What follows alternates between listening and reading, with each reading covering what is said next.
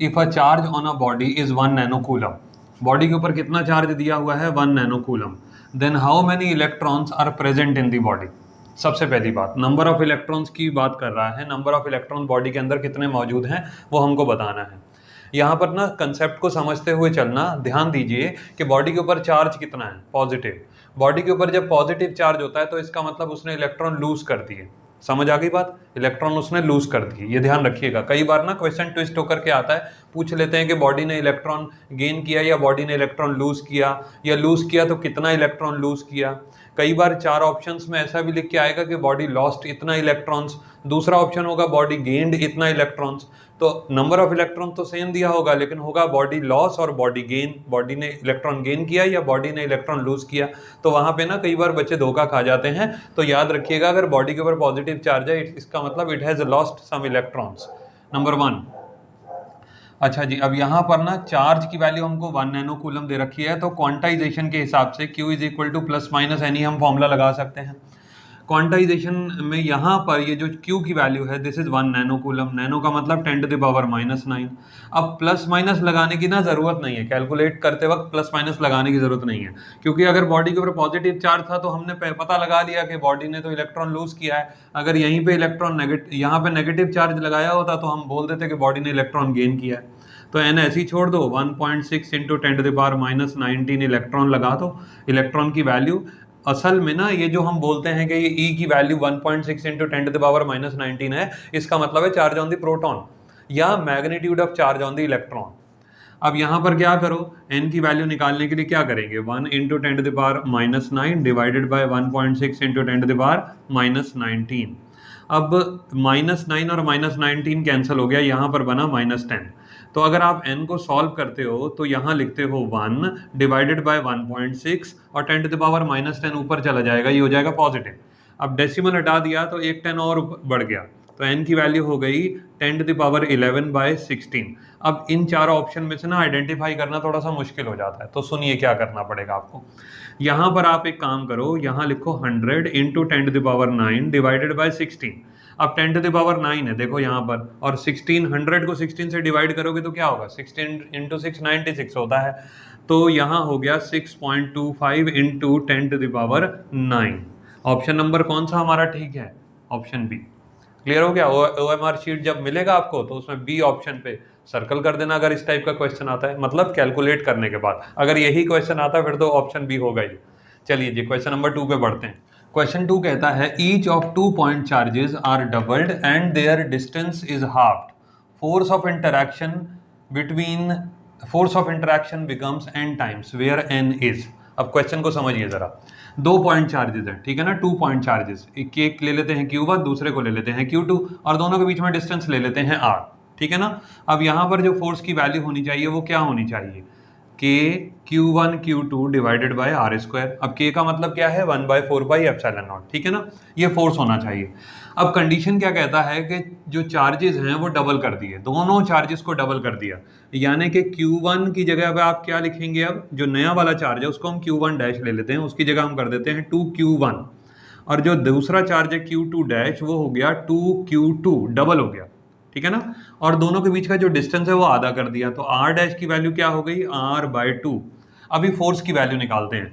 यहाँ देखिए force F dash जो होगा वो होगा K Q1 dash Q2 dash divided by R dash का स्क्वायर, R डैश का स्क्वायर। बताइए समझ आ गया। तो F डैश की वैल्यू K, Q1 डैश की जगह पे क्या पुट करेंगे, 2Q1, Q2 डैश की जगह पे 2Q2 divided by R dash की जगह पे R/2, तो R/2 का होल स्क्वायर हो गया। अब आप देखिए F dash is equal to K, 2 into 2 कितना हुआ 4। अब Q1 इंटू Q2 उसको इस तरीके से लिख दो। अब नीचे हो गया R²/4, 4 डिनोमिनेटर में तो रेसिप्रोकल के ऊपर आ जाएगा, तो यहाँ हो गया R²। अब जरा देखिए 4 इंटू 4 कितना हुआ 16, तो F dash is equal to K into Q1 Q2 divided by R², और साथ में क्या आ गया 16। अब जरा ये देखिए यहाँ पर क्या लिखा था, force becomes n times, force हो गई n टाइम, और n टाइम का मतलब यहाँ पर क्या बोलोगे 16 टाइम, तो 16 टाइम में ऑप्शन नंबर डी हमारा ठीक हो गया। होपफुली समझ आ गया होगा क्वेश्चन, ठीक है ना। जल्दी से क्वेश्चन नंबर 3 के ऊपर। क्वेश्चन नंबर 3 क्या कहता है, a cylindrical conductor is placed near another positively charge conductor. कोई भी एक सिलिंड्रिकल कंडक्टर है, इस तरीके से हम ले लेते हैं, उसके पास कोई दूसरा कंडक्टर है जो पॉजिटिवली चार्ज है। ध्यान दीजिएगा, ये कोई एक कंडक्टर है जिसको ए नाम दे देते हैं, सिलिंड्रिकल कंडक्टर को हम बी नाम दे देते हैं। अब सिलिंड्रिकल कंडक्टर को हमने एक पॉजिटिव चार्ज कंडक्टर के नज़दीक रख दिया है। क्वेश्चन में ये कहता है the net charge acquired by cylindrical conductor will be. Cylindrical conductor के ऊपर कितना नेट चार्ज आ जाएगा। ध्यान दीजिएगा क्या लिखा है, नेट चार्ज। अब गौर से सुनिए, ऐसा होता है जब आप एक पॉजिटिवली चार्ज बॉडी के नज़दीक एक न्यूट्रल बॉडी को रख देते हो, अभी तो ये न्यूट्रल है, और जब आप एक न्यूट्रल बॉडी को पॉजिटिवली चार्ज बॉडी के नज़दीक रखते हो ना, तो इंडक्शन का प्रोसेस होता है। इंडक्शन का, इसको आप बोल सकते हैं चार्जिंग बाय इंडक्शन, ठीक है ना। अब क्या होता है, जब एक पॉजिटिव चार्ज बॉडी होती है तो दूसरी बॉडी जो कंडक्टर है उसके ना इलेक्ट्रॉन्स इधर आ जाते हैं एक कॉर्नर पे, इसको बोलते हैं एक्यूमुलेशन ऑफ नेगेटिव चार्जेस। तो अब एक साइड अगर नेगेटिव हो जाती है तो दूसरी साइड ऑटोमेटिकली क्या कहलाएगी, पॉजिटिव। अब सुनिएगा जरा, अब दोनों बॉडीज आपस में टच तो कर नहीं रही हैं, अगर टच कर रही होती तो ये इलेक्ट्रॉन इधर एक ही तरफ ट्रांसफर हो जाते हैं, इलेक्ट्रॉन जो है वो ना बी बॉडी से ए बॉडी की तरफ ट्रांसफर हो जाते हैं, लेकिन ऐसा हो नहीं सकता क्योंकि बॉडीज आपस में एक दूसरे को टच नहीं कर रही। दूसरी बात, अगर आप यहाँ फिंगर लगा देते तो ये पॉजिटिव चार्ज जो है वैनिश हो जाता अर्थिंग की वजह से। अब फिंगर लगा देते या इसकी अर्थिंग कर देते, लेकिन ऐसा भी कोई कंडीशन गिवन नहीं है। क्वेश्चन में तो सिर्फ ये बोला है कि एक सिलेंडर को ना एक पॉजिटिव चार्ज बॉडी के नज़दीक रख दिया गया है, तो सिलेंडर के ऊपर नेट चार्ज कितना होगा बताइए। अगर ये -2 हो जाता है तो ये +2 हो जाएगा, तो नेट चार्ज कितना हुआ, 0। आपको बात समझ में आ रही है। अभी यहाँ पर नेगेटिव चार्ज है और यहाँ पर पॉजिटिव चार्ज है, नेट चार्ज क्या होगा, दोनों को प्लस करने के बाद जो आंसर आएगा that will be net charge. अब जैसे मैंने पहले बताया, अगर हम अर्थिंग कर देते तो ये चार्ज, नीचे वाला चार्ज जो है फ्री चार्ज कहलाता है, ये नीचे वाला पोर्शन, ठीक है ना, ऊपर वाला नहीं। ऊपर वाला होता है बाउंड चार्ज, नीचे वाला चार्ज जो फ्री होता है वो अर्थिंग की वजह से खत्म हो जाता, लेकिन अर्थिंग हो नहीं रही है, इसलिए नेट चार्ज होगा दोनों को प्लस करने के बाद, और आंसर क्या आएगा, 0, option number C. Question number 4, यहां देखिए क्या कहता है, work done in carrying a charge of Q once round a circle of radius A with a charge Q at its center is।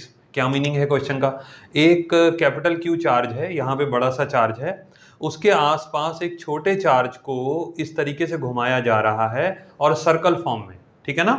यहां से वो बोलता है कि जब एक पॉइंट से चला और दूसरी पॉइंट पे वो वापस आ गया, जब पूरा सर्कल कंप्लीट हो गया, तो उस केस में नेट वर्क डन की वैल्यू क्या होगी, नेट वर्क डन हमको निकालना है, ठीक है ना। अब यहाँ रेडियस कितना गिवन है, a, जो भी सर्कुलर ऑर्बिट है उसका रेडियस a गिवन है।